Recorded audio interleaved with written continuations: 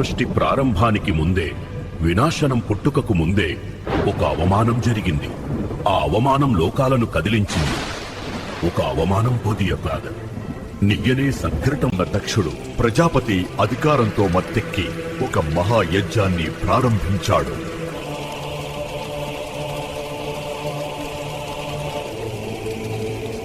సతి దక్షుని కుమార్తె తన భర్తకు జరిగిన అవమానాన్ని తట్టుకోలేకపోయింది.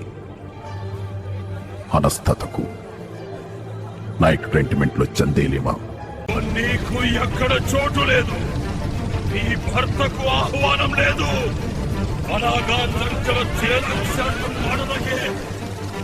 దయ్యమే అంతరిక్షంలో నా కుక్కలలోనే దుర్నడంతనం చేసి అలా చేయనంటూ ఎడిఫై చేయగలరు. వాళ్ళ సమస్య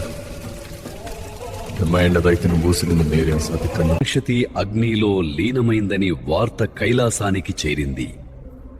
పరమశివుడు కన్నులు తెరిచాడు, కాని ఆ కన్నుల్లో శాంతి లేదు.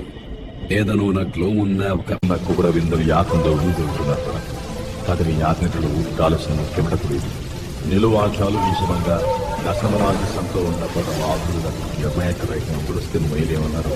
పుణ్యకోపాన్ని తట్టుకోలేక శివుడు తన జటాలో ఒక భాగాన్ని పైకి భూమిపై విసిరేశాడు.